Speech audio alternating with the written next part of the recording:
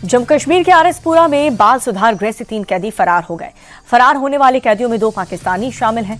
कैदियों ने फरार होने के दौरान पुलिस वालों पर फायरिंग की, जिसमें पुलिसकर्मी गंभीर रूप से घायल हुए। फिलहाल पुलिस फरार कैदियों की तलाश में जुट चुकी है। पीएम मोदी ने दिल्ली के भारत मंडपम में एआई इम्पैक्ट समिट का उद्घाटन किया और इसी के साथ दुनिया के सबसे बड़े टेक्नोलॉजी इवेंट से एक एआई इम्पैक्ट समिट 2026 का आगाज हो चुका है। इंडिया एआई इम्पैक्ट समिट आज से 20 फरवरी तक नई दिल्ली के भारत मंडपम में होगी। दुनिया भर की कंपनी अपने लेटेस्ट एआई सॉल्यूशंस को दुनिया के सामने पेश कर रही है। यहां पर सुंदर पिचाई और मुकेश अंबानी समेत 100 ग्लोबल सीईओ शामिल होंगे। यूपी विधान परिषद से सीएम योगी आदित्यनाथ का विपक्ष पर करारा प्रहार। बोले 2017 से पहले यूपी में कोई भी सुरक्षित नहीं था। अब यहाँ पर न कर्फ्यू है न दंगा, सब चंगा। आज यूपी की पहचान उसकी तेज गति से हो रहे विकास से।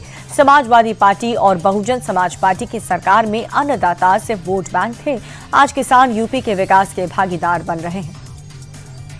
सीएम योगी ने समाजवादी पार्टी पर अटैक करते हुए कहा कि 2017 से पहले सत्ता के संरक्षण में गुंडे और माफिया पल रहे थे।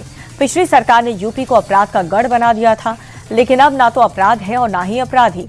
उनका नामो निशान मिट चुका है। सीएम योगी बोले, डबल इंजन की सरकार ने यूपी को सशक्त बनाया और आगे भी तेज गति से विकास का गाड़ी चलती रहेगी।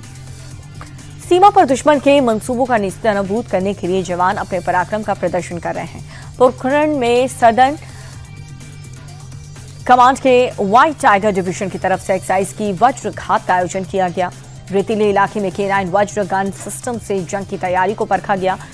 टैक्टिक्स, टेक्निक्स और प्रोसीजर के जरिए सर्वाइवल पर फोकस रहा, तो वहीं मॉडर्न वेपन की मदद से जंग की स्थिति में आक्रमण की तैयारी का जायजा लिया गया। बिहार की नीतीश सरकार ने योगी के एक नए फैसले को अपने राज्य में भी लागू कर दिया है और अब यूपी की तरह बिहार में भी खुले में मांस बेचने पर एक्शन लिया जाएगा। सिर्फ लाइसेंसधारी ही मीट बेच सकते हैं और इसके लिए लाइसेंस को कंपलसरी कर दिया गया। जबकि सीएम विजय सिन्हा ने 2 टूक आए कि सरकार का आदेश न मानने वालों पर सख्त एक्शन लेंगे। बिहार में राशन कार्ड धारकों के लिए एक बड़ी खबर आई है। राज्य सरकार ने करीब 33,25,000 लोगों के नाम राशन कार्ड की सूची से हटाने की तैयारी कर ली है। जांच में पाया गया कि हजारों लोग संपन्न होने के बावजूद गरीबों का हक मार रहे हैं।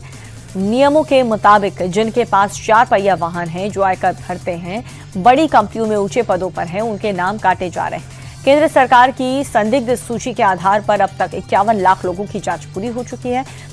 4 लाख से ज्यादा नाम हटाए भी जा चुके हैं और ये कार्रवाई पूरे राज्य में चरणबद्ध तरीके से जारी रहेगी। चेक बाउंस केस में बॉलीवुड एक्टर राजपाल यादव को बड़ी राहत मिल चुकी है। दिल्ली हाईकोर्ट ने राजपाल यादव को 18 मार्च तक के लिए अंतरिम जमानत दे दी है और इसके लिए राजपाल यादव ने शिकायतकर्ताओं के अकाउंट में 1.5 करोड़ रुपए जमा करवा दिए।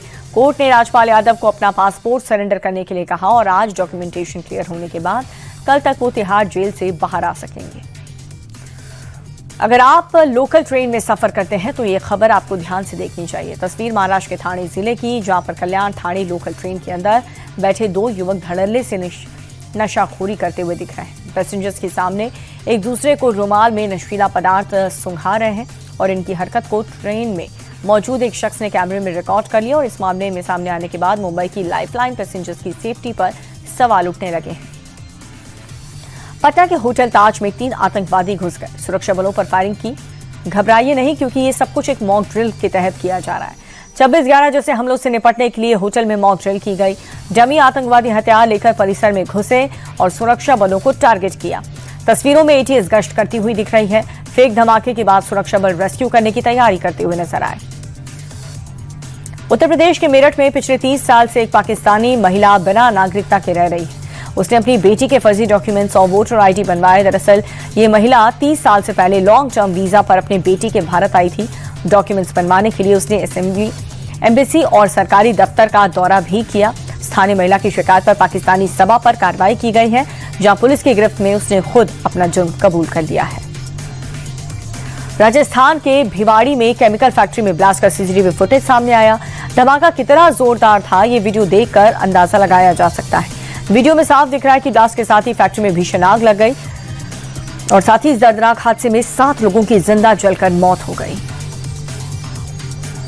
राजस्थान के अलवर में जमीन का झगड़ा जानलेवा साबित हुआ। प्रॉपर्टी के विवाद को लेकर के एक ही परिवार के दो पक्ष आपस में भिड़ गए।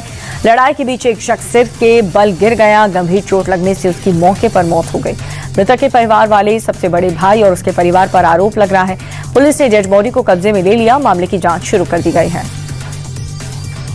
हमारे देश की महिलाएं रोटी बनाती हैं और कमाती भी हैं और अब बेटियां ड्रोन भी उड़ा रही हैं। गुजरात के कच्छ की नीलाम्बे भीमानी खेतों में ड्रोन उड़ाती हुई दिख रही हैं। नमो ड्रोन दीदी स्कीम के इन्हें ट्रेनिंग मिली।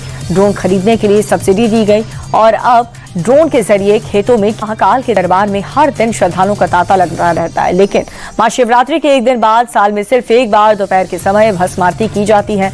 संतों की टोली बाबा को दूध, दही, घी, शहद और शक्कर से स्नान करवा रहे हैं। फिर बाबा को भस्म अर्पित की गई और इसके बाद पुष्प मुकुट से सजा सेहरा भोलेनाथ को अर्पित किया गया।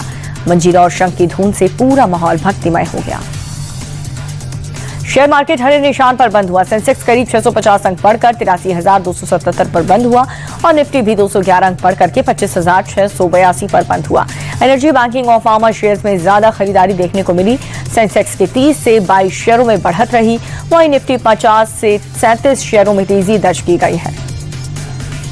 सोने चांदी की कीमतों में गिरावट दर्ज की गई। सोने के दाम में 641 रुपए की गिरावट रही 24 जिसके बाद 10 ग्राम सोने का दाम 1,55,304 रुपए के करीब हो गया।